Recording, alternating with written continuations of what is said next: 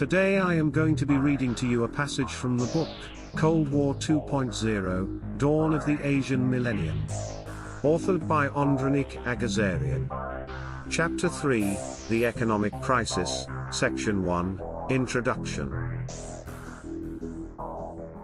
Economic depression cannot be cured by legislative action, or executive pronouncement.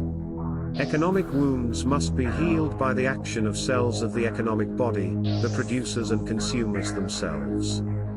President Herbert C. Hoover. The world is experiencing one of the most exceedingly awful pandemics, COVID-19. The best safeguard to stop spreading this potentially lethal virus is to remain at home and avoid social contact. Practically all the nations of the world are forced into total lockdown for the well-being of their society. Due to these extreme measures, economies are starting to feel the devastating effects of the crisis.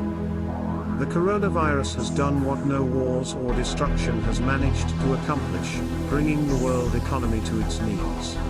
Supply lines are cut, travel restrictions and bans are in place, and consumer-based marketplaces are shut down.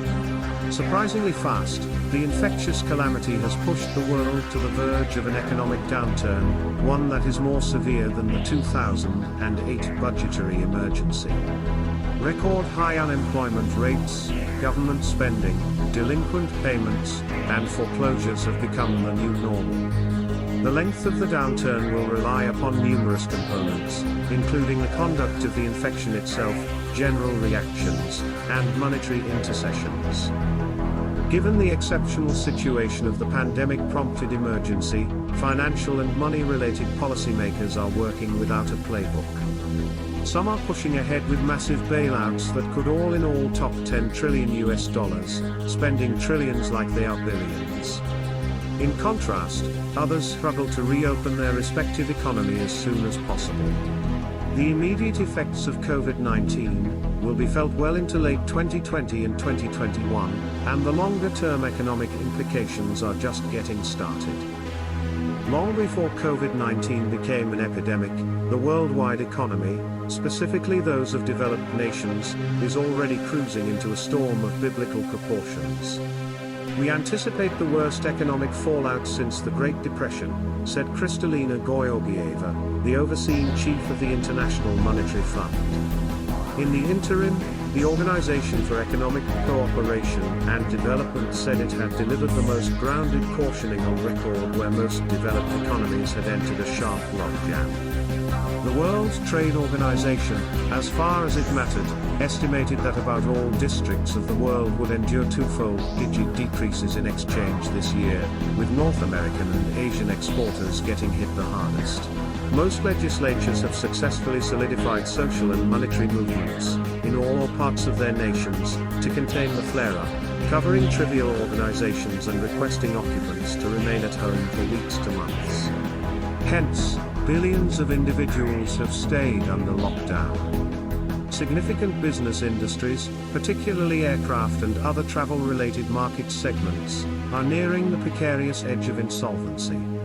The expectation is that economies can shut down without causing violent disturbances, such as bankruptcies or unemployment, and can rapidly return to an acceptable level when the pandemic is over afterwards. However, what we are witnessing are the apocalyptic conditions in the economic sector. The brand name big box stores millennials have grown up with are filing for bankruptcy in record amounts, part of the longer-term trend referred to as retail apocalypse. Without these anchor stores to drive traffic to malls, small businesses will face harsh economic conditions and be forced to close en masse. This has led to the landlords being left holding the bags as their tenants break their leases in record amounts, often spurred on by government policies. After weeks of lockdowns, the areas which are struggling to reopen have been hit with riots and further delays, making matters even worse. Even as these areas attempt to reopen, the activity is not there in most sectors anymore, and the restrictions put in place have hampered their income. The auto industry, which has yet to recover from the Great Recession of 2008, is being wiped out. The airline industry, which struggles at the best of times, is forced to see changes that make it economically unviable without significant increases in the traveling costs. The housing industry has been inflated, and is facing a record-breaking correction. Unemployment, income inequality, and social unrest have never been higher in the US. These effects are being felt around the world, and not just in the US. All of this happened before the second wave of COVID-19. So, what will happen if this is just the beginning? If you enjoyed this passage from the book, Cold War 2.0, Dawn of the Asian Millennium, then I encourage you to pick up a copy from the Amazon link in the description below. It is available in paperback and on Kindle. If you find this content interesting, please don't forget to like and subscribe. Sharing is caring, so share this with your friends and family. Stay tuned for more content like this in the near future.